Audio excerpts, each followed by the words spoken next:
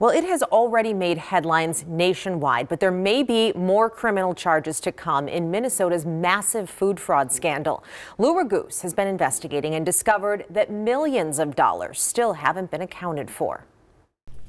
These individuals believed that they could steal tens of millions of dollars from a federal child nutrition program.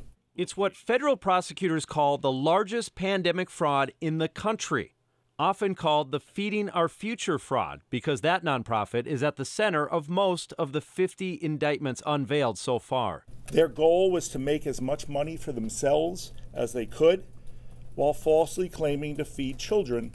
But this list of dozens and dozens of denied federal meal program reimbursement claims obtained by KARE 11 through a data request does not center on Feeding Our Future, but on food sites sponsored by another nonprofit during the pandemic, Partners in Quality Care. I do know for sure that our sites did have food.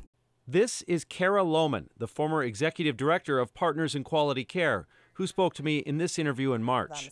Lohman had the same role for her nonprofit as Amy Bach did for Feeding Our Future. Bach is now indicted. Lohman has not been directly accused of any wrongdoing.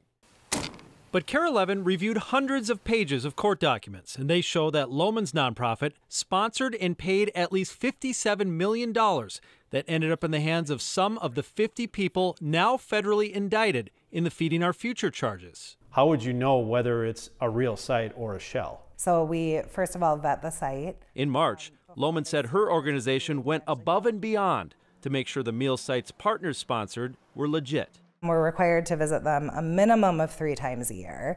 More often than not, we're visiting them much more frequently than that, where we conduct a formal monitoring visit. I think it's fair to say that there's no way a sponsor could have a shell organization operating underneath them unless the sponsor knows it.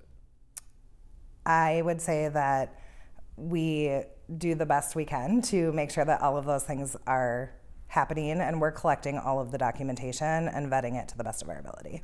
But in one indictment, prosecutors referred to one of the sites sponsored by Partners in Quality Care as a shell company, the Free Minded Institute, which was created by one of Partners' then board members.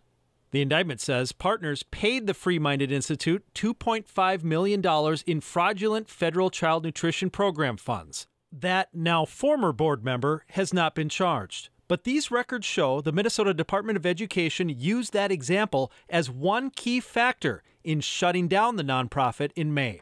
Partners continues to appeal MDE's decisions. For a $250 million fraud. When U.S. Attorney Andy Lugar announced the initial indictments, he said the fraud totaled $250 million and that more indictments would come. KARE 11's thorough review of the charges so far found only $142 million of that suspected $250 million has been charged out to date. Another indication that the investigation may be ongoing to find out if anyone else knew money was being stolen. What was your reaction when these search warrants and the story came out? My reaction was shock. I mean, I was surprised, and I mean, we've always done visits, we've always checked on our programs, we've never not seen food at a site, so I have a hard time reading what's in the media and understanding how that could be possible.